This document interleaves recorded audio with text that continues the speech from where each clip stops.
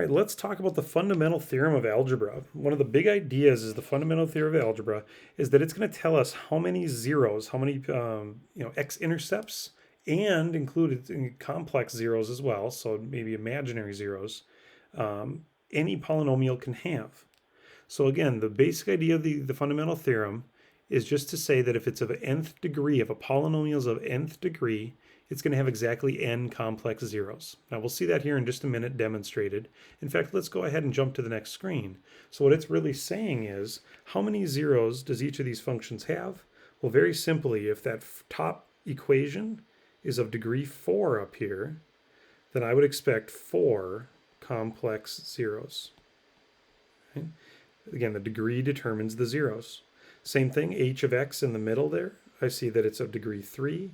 So I would say there are 3 zeros, right? At most, 3 complex zeros. I guess we don't have to say complex. If we're talking about zeros, they can be real or imaginary.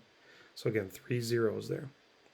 And then finally, notice we're in factored form down here, but we've got a squared, a first power, and technically another squared or a quadratic factor there.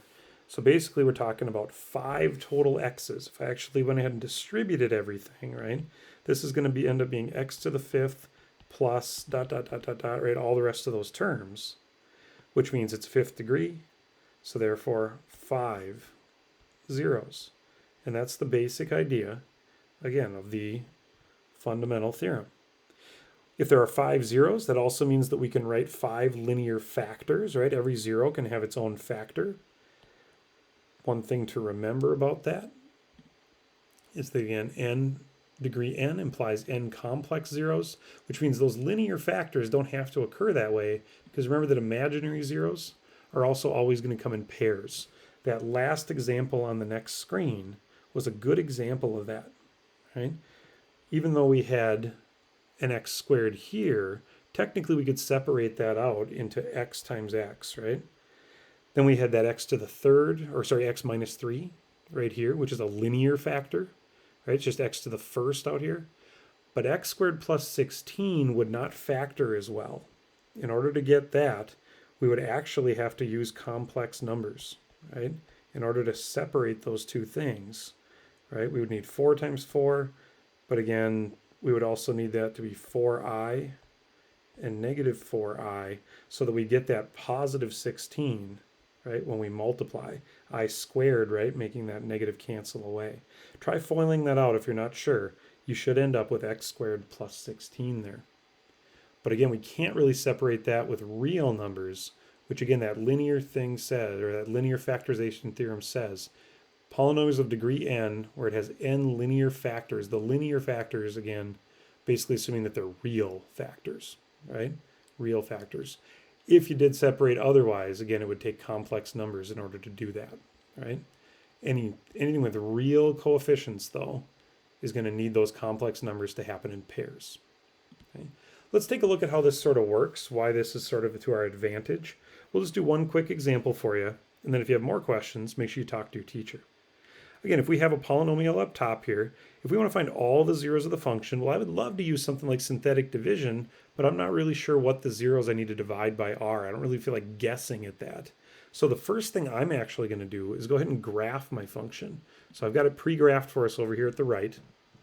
You'll notice it looks like we've got some zeros. So it looks like we cross the axis here at -2. And we're also possibly touching the axis right there at x equals 1. And that looks like maybe one of those bouncing double zeros, right? Maybe that multiplicity idea. We've talked about that before. So what I would do is, let's go ahead and do some synthetic division. I'm pretty confident in that -2. So let's divide away, right? If we're going to set up those factors, we need to split this thing up. My coefficients, again, notice no x to the 4th term. So I'm going to be 2, then 0 x to the 4ths, 2x cubed, 4x squared, -24x, and 16. Now again, this video is not necessarily about synthetic division, so I'm going to move fairly quickly.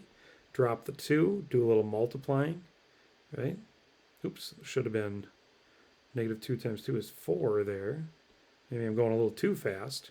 -2 times -4 is going to be 8. Makes for 10. Make that -20 is -16. Remember that we're multiplying, and then we're adding. And in the end, -2 definitely worked out as a 0, right? We got that remainder of 0. Now, I'm pretty confident, I'm sure 1 is also going to work. So I'm going to use a repeated division here and drop that 2.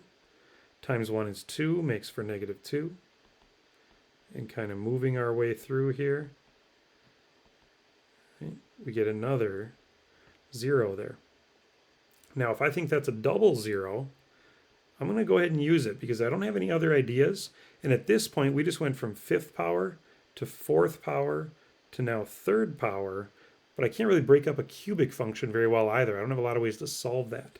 So I'm really hoping, again, that this last 0 here, right, then that 1, that's a double 0. So I'm going to go ahead and drop the 2, multiply and add, multiply and add, multiply and add, and I do get lucky. It looks like f of x has at least one factor, right? There's at least one factor that would have been an x plus 2.